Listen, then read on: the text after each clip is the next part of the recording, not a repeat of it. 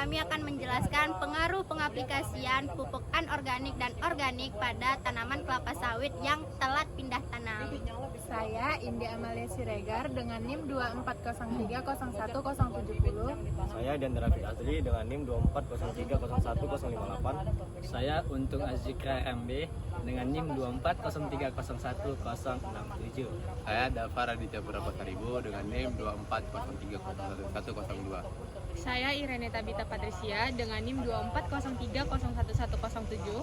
Saya Khairani Zuldi dengan NIM 240301100.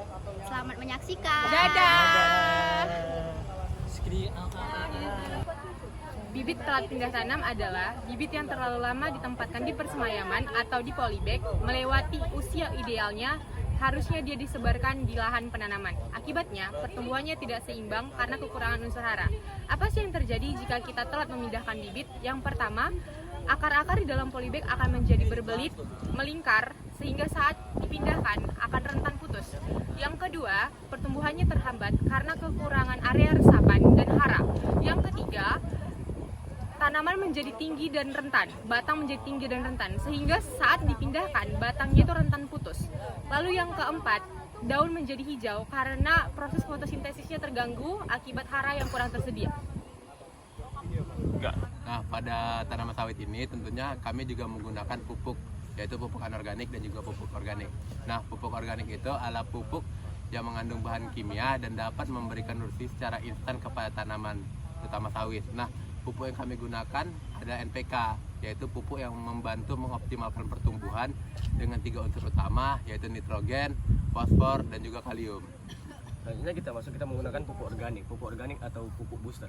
Pupuk booster ini adalah pupuk yang telah diperkaya oleh mikroba tambahan, mikroba bermanfaat dan nutrisi tambahan, sehingga pupuk booster ini berbeda dari pupuk organik yang biasanya.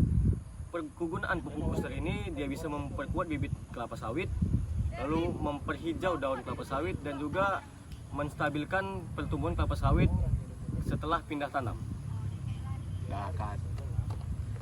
Selanjutnya, kami akan menjelaskan metode dan aplikasi pemupukan dalam praktikum ini. Dalam praktikum ini, kami menggunakan pupuk anorganik NPK sebanyak 20 gram dengan pengaplikasiannya dengan cara disebar. Tetapi dalam perlakuan kelompok kami, yaitu P3, kami tidak menggunakan pupuk anorganik NPK, melainkan menggunakan pupuk organik booster. Pada perlakuan P3, yaitu menggunakan pupuk organik booster. Nah, metodenya ini adalah cara pembuatannya itu pupuk organik booster sebanyak 5 ml per 1 liter air dan dicampurkan hingga merata dengan cara mengkocornya. Dan pada perlakuannya untuk tanaman, yaitu dengan cara menyiram larutan tersebut ke sekitar tanaman. Singkatnya, dosis yang dipakai pada perlakuan P3 ini ialah menggunakan pupuk organik sebanyak 5 ml per 1 liter air untuk satu tanaman. Nah, pada bagian terakhir ini, saya akan menjelaskan mengenai hasil pengamatan dari kelompok kami. Pada perlakuan kelompok kami menggunakan perlakuan P3, di mana kami hanya menggunakan pupuk organik booster 5 ml per 1 liter air untuk satu tanaman. Nah, pada perlakuan P3 ini kami tidak menggunakan pupuk NPK. Kami hanya berfokus pada pupuk organik booster. Kita bisa lihat sendiri pada tanaman. Dengan perlakuan P3, daun mengalami luka dan mengalami klorosis.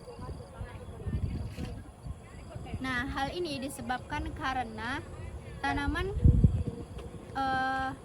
mengalami defisiensi unsur hara makro, nitrogen, fosfor, dan kalium, sehingga penampilannya seperti ini. Karena pupuk organik booster hanya berfokus pada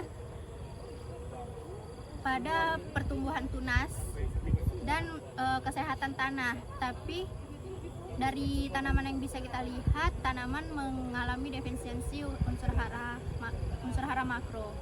Nah, jadi sebaiknya untuk tanaman kelapa sawit ini kita menggunakan NPK dengan dosis yang tepat dan dibarengi dengan pupuk organik booster dengan dosis yang tepat, sehingga tanaman akan menjadi lebih subur.